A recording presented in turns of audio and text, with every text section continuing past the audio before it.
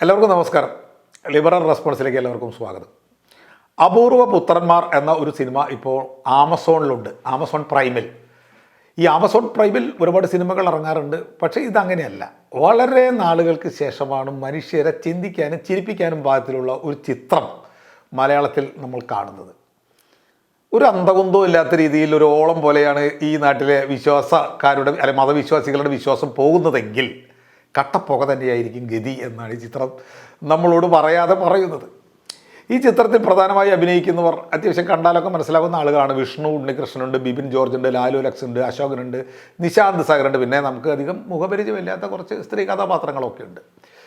കഥയുടെ പകുതി ഞാനിവിടെ പറയും. അങ്ങനെയാണ് പഴയ ആളുകളുടെ ഒരു രീതി. അതായത് നോട്ടീസ്, പണ്ടൊക്കെ സിനിമ ടാക്കീസിൽ പോയാൽ നോട്ടീസ് കിട്ടുക, നോട്ടീസിൽ കഥാസാരമുണ്ടായിരിക്കും, ബാക്കി സ്ക്രീനിൽ എന്നാണ് എഴുതുക. അതുപോലെ ബാക്കി, ഞാൻ പറയുന്നതിൽ ബാക്കി നിങ്ങൾ ആമസോണിൽ കാണണം.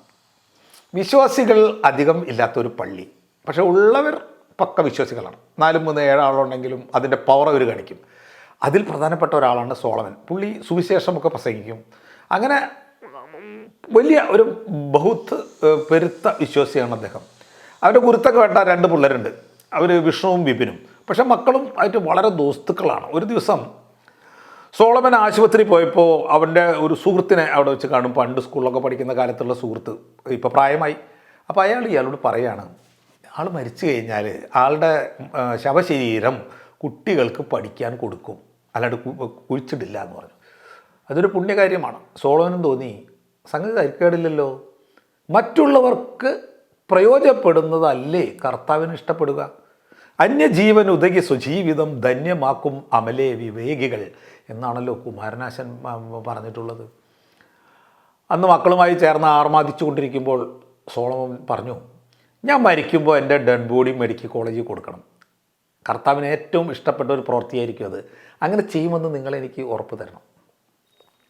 പിള്ളേർ കുറച്ച് ഫിറ്റായിരുന്നു, ചിലപ്പോൾ ഫിറ്റും പുറത്തായിരിക്കാം. അവർ അപ്പൻ്റെ വിശാല ഹൃദയത്തെ വാഴ്ത്തി ഉറപ്പ് കൊടുത്തു.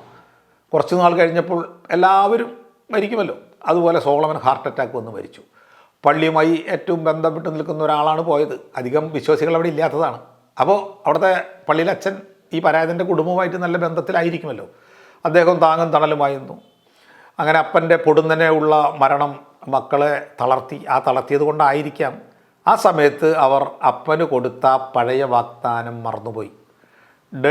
ഡെഡ് ബോഡി നാട്ടുകാർ സാക്ഷി നിൽക്കെ പള്ളിപ്പറമ്പിലാണ് അടക്കിയത്. അങ്ങനെ അനന്തരം ബന്ധുക്കളും നാട്ടുകാരൊക്കെ പോയി. മക്കൾ ഒറ്റയ്ക്കായി. പൊടുന്നനെ ഒരു മിന്നൽ പോലെ രാത്രി അപ്പന് കൊടുത്ത വാഗ്ദാനത്തെ പറ്റി ഒരു കുട്ടിക്ക്, ഒരാൾക്ക് ഓർമ്മ വന്നു, ഒരു മകന് ഓർമ്മ വന്നു. ഡെഡ് ബോഡി മെഡിക്കൽ കോളേജിൽ കൊടുത്തിട്ടില്ല, പള്ളിപ്പറമ്പിലാണ് കിടക്കുന്നത്. ഇങ്ങനെയായാൽ അപ്പൻ്റെ ആത്മാവിന് ഗതി കിട്ടില്ല. എന്തു ചെയ്യും? അപ്പൻ്റെ അവസാനത്തെ ആഗ്രഹമാണ്, സാധിപ്പിച്ചു കൊടുക്കണ്ടേ.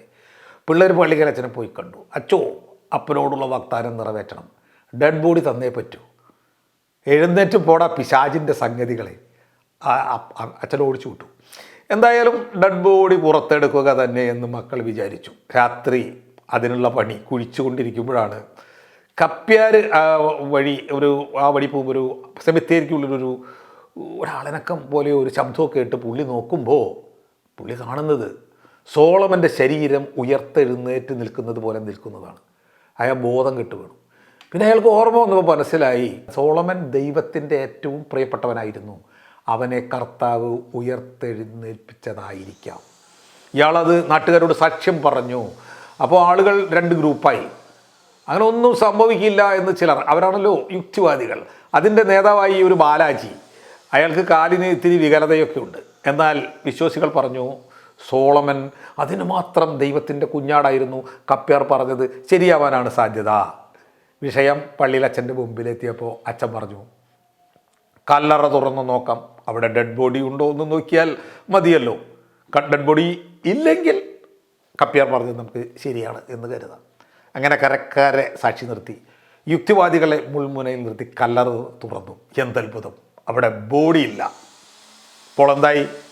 യുക്തിവാദം പൊളിഞ്ഞു. കപ്പ്യാർ പറഞ്ഞത് ശരിയായി. സോളമൻ്റെ ശരീരം ഉയർത്തെഴുന്നേറ്റ് എവിടേക്കോ പോയി. സോളമൻ വിശുദ്ധനായി കഴിഞ്ഞു.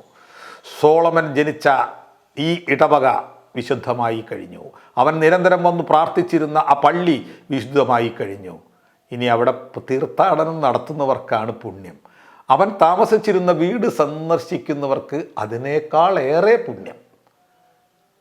പണ്ട് ആരും തിരിഞ്ഞു നോക്കാനില്ലായിരുന്ന ചില പള്ളികളിലെ സൂത്രക്കാരായ അച്ഛന്മാർ കന്യാമറിയത്തെ കരുവാക്കി പള്ളികളെ സൂപ്പർ ഹിറ്റാക്കിയിട്ടുണ്ട് എന്ന് നമുക്കറിയാം. കന്യാമറിയത്തിൻ്റെ കണ്ണിൽ നിന്നും കണ്ണുനീർ പ്രവഹിക്കുന്നതാണ് ഏറ്റവും വലിയ ദിവ്യാത്ഭുതം. ആ ദിവ്യാത്ഭുതം കാണാൻ ബസ്സും ടെമ്പോ ട്രാവലറും പിടിച്ച് വിശ്വാസികൾ കൂട്ടമായി എത്തുമ്പോൾ പള്ളി രക്ഷപ്പെടുന്നു, പള്ളിയിലെ അച്ഛനും രക്ഷപ്പെടുന്നു. ഇത് തന്നെയാണ് ഇവിടെയും സംഭവിച്ചത്. ഇനി ഇവിടെ നടക്കുന്ന കാര്യങ്ങൾ, സംഭവങ്ങൾ എല്ലാവരും ആമസോണിൽ പോയി നേരിട്ട് കാണുക. നല്ലൊരു രസകരമായ അനുഭവമായിരിക്കും അതെന്ന് ഞാൻ ഉറപ്പ് തരുന്നു. ഞങ്ങൾ ഈ സിനിമയിൽ ബന്ധപ്പെട്ടൊരു നാളെ ഞായറാഴ്ച ഒക്ടോബർ 26 ഒരു ചർച്ച സംഘടിപ്പിച്ചിട്ടുണ്ട്. തൃശ്ശൂരിലെ സാഹിത്യ അക്കാദമിയിൽ വൈകിട്ട് 5 മുതൽ 6 വരെ. ഒക്ടോബർ 26 ഞായറാഴ്ച വൈകിട്ട് 5 മുതൽ 6 വരെ. പറ്റുന്നവരൊക്കെ വരിക. എല്ലാവരെയും അങ്ങോട്ട് ക്ഷണിക്കുന്നു. നന്ദി, നമസ്കാരം.